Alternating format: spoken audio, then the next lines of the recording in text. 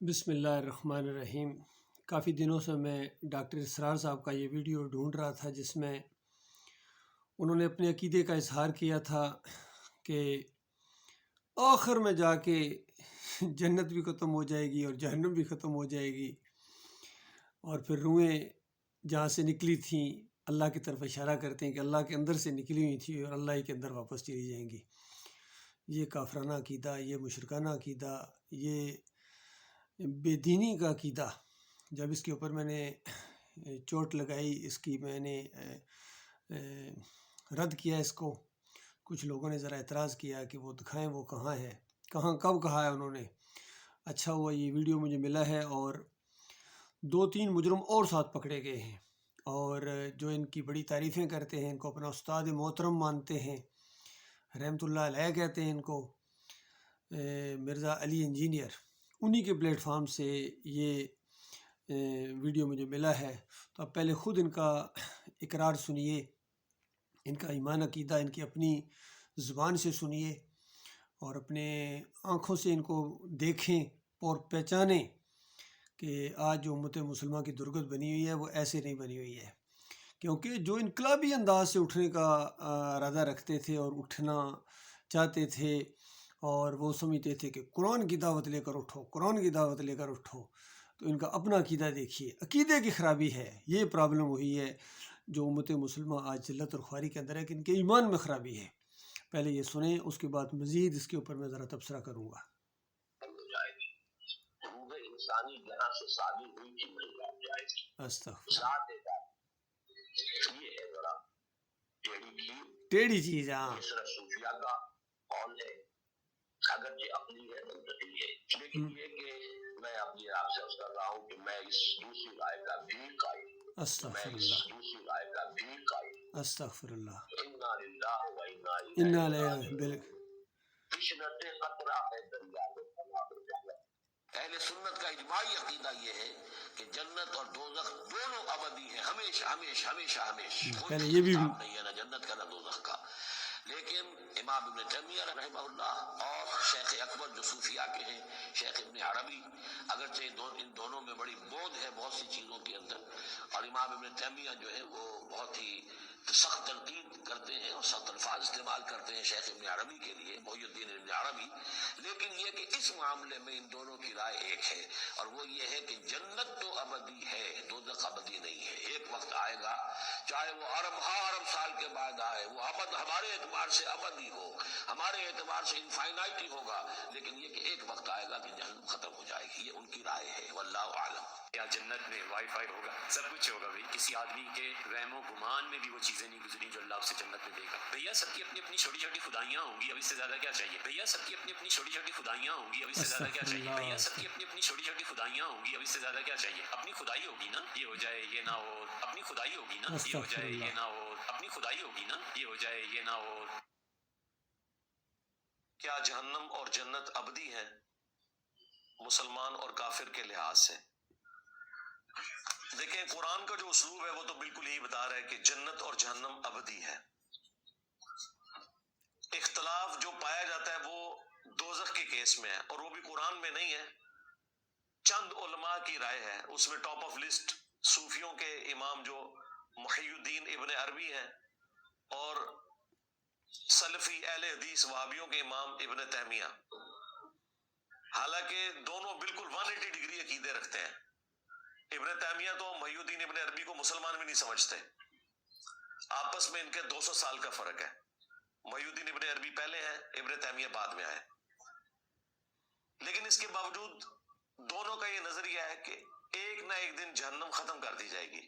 اہل سنت کا اجماعی عقیدہ یہ ہے کہ جنت اور دوزخ دونوں ابدی ہیں، ہمیشہ ہمیشہ ہمیشہ ہمیشہ، کوئی اختتام نہیں ہے نہ جنت کا نہ دوزخ کا۔ لیکن امام ابن تیمیہ رحمہ اللہ اور شیخ اکبر جو صوفیاء کے ہیں، شیخ ابن عربی، اگرچہ ان دونوں میں بڑی بود ہے بہت سی چیزوں کے اندر، اور امام ابن تیمیہ جو ہے وہ بہت ہی سخت تنقید کرتے ہیں اور سخت الفاظ استعمال کرتے ہیں شیخ ابن عربی کے لیے، محی الدین ابن عربی، لیکن یہ کہ اس معاملے میں ان دونوں کی رائے ایک ہے، اور وہ یہ ہے کہ جنت تو ابدی ہے، دوزخ ابدی نہیں ہے۔ ایک وقت آئے گا، چاہے وہ ارب سال کے بعد آئے، وہ ابد ہمارے اعتبار سے ابدی ہو، ہمارے اعتبار سے انفائنائٹی ہوگا، لیکن یہ کہ ایک وقت آئے گا کہ جہنم ختم ہو جائے گی۔ یہ ان کی رائے ہے، واللہ اعلم۔ اور بیسک پرنسپل انہوں نے یہ گھڑا ہے کہ جنت کے لیے جب بھی قرآن میں لفظ آیا وہ آیا خالدین فیہا۔ دیکھیے یہ بڑے بڑے اکابرین کو پیش کر رہے ہیں، اور ایسے عقیدے جو قرآن کا انکار ہے، کبھی بھی صحابہ کا یہ عقیدہ نہیں تھا۔ انبیاء کی دعوت یہی رہی ہے کہ دیکھو یہ آزمائش کی زندگی ہے، یہ دنیا کی زندگی آزمائشی پیریڈ ہے، اور تمہارا اصلی جو معاملہ ہے، وہ اصلی تمہاری کارگزاری اس دنیا کی وہ قیامت والے دن، اور وہاں اس کے بعد دو ٹھکانے ہیں، فریقٌ فی الجنہ و فریقٌ فی السعیر۔ ایک گروہ نے جنت میں جانا ہے اور ایک گروہ جہنمی ہوگا، اور ہمیشہ ہمیشہ کے لیے اس میں داخل کر دیے جائیں گے۔ مومنوں کے بارے میں آتا ہے گناہ گار مومنوں کو آہستہ آہستہ جہنم سے نکالا جائے گا، لیکن ایک وقت ان پر بھی آ جائے گا، وہ آخری مومن بھی نکلے گا، اور اس کے بعد پھر کوئی ہمیشہ کے لیے کبھی جہنم سے نہ نکل سکے گا۔ لیکن یہ بزرگان دین گزرے، ان کی تعریفیں ہوتی ہیں، یہ ابن تیمیہ صاحب ہیں جی، یہ ابن عربی صاحب ہیں جی، اور یہ ڈاکٹر اسرار بھی اسی کے قائل ہیں، اور مرزا جیلمی صاحب بھی ان کا رد نہیں کر رہے ہیں، پھر بھی ان کے لیے رحمۃ اللہ علیہ ہی ہیں۔ پھر ان کے پیچھے نمازیں پڑھنا، ان کے عقیدے رکھنے والوں کو مسلمان سمجھنا، اور ان کو رحمۃ اللہ علیہ کہنا، یہ بالکل دین کے ساتھ بہت بڑا مذاق ہے۔ اللہ کے بندو، یہ دعوت اصل میں یہ اٹھی اسی فلسفے کے اوپر دعوت اٹھی ہے۔ یہ جو توحید کی دعوت اس دور کے اندر ڈاکٹر مسعود الدین عثمانی رحمۃ اللہ علیہ کے ذریعے اٹھی ہے، یہ یہی اٹھی ہے کہ جنہوں نے کفر کیا ہے، چاہے احمد بن حنبل ہوں، ابن تیمیہ ہوں، ابن قیم ہوں، اور صوفیوں میں یہ ابن العربی ہوں، عبد القادر جیلانی ہوں، محی الدین چشتی ہوں، اور سہروردی ہوں، اور یہ کیا نام ہے مجدد الفسانی ہوں،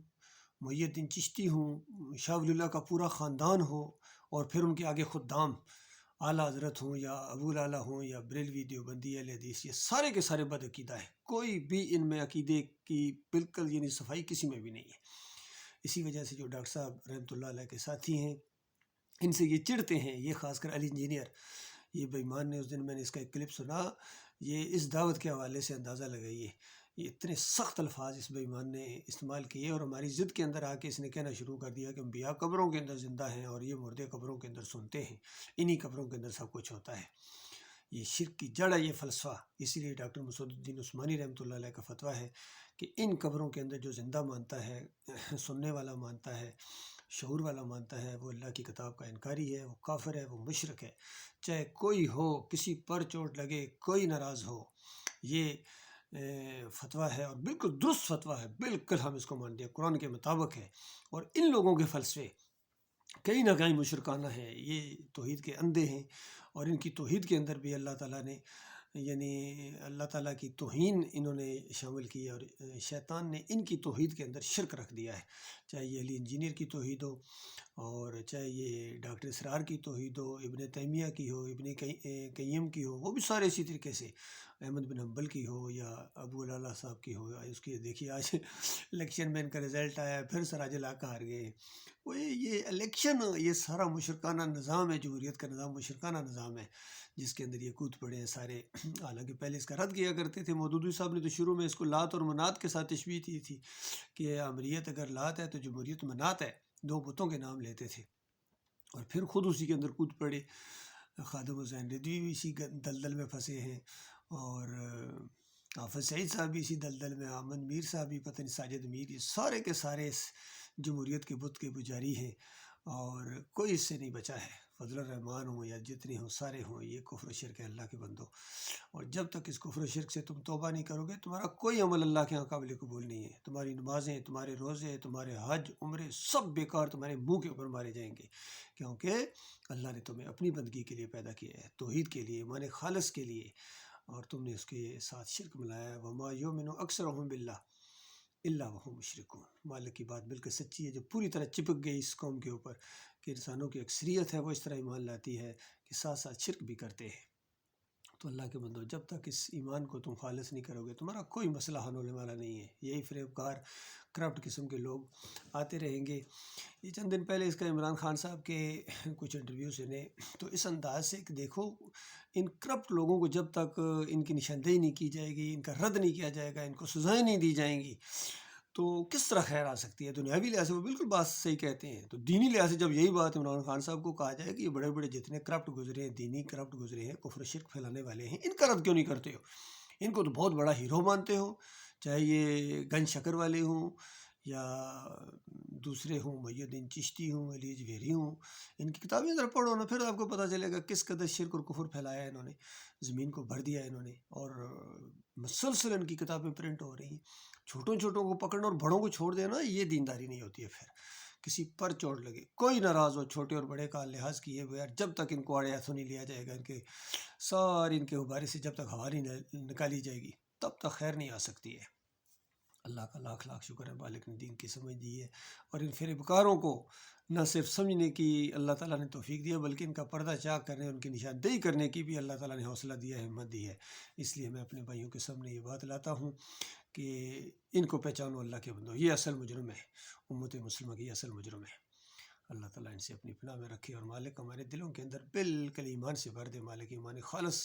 ہماری زندگی کا نمبر 1 مسئلہ ہو، اسی کے لیے جئیں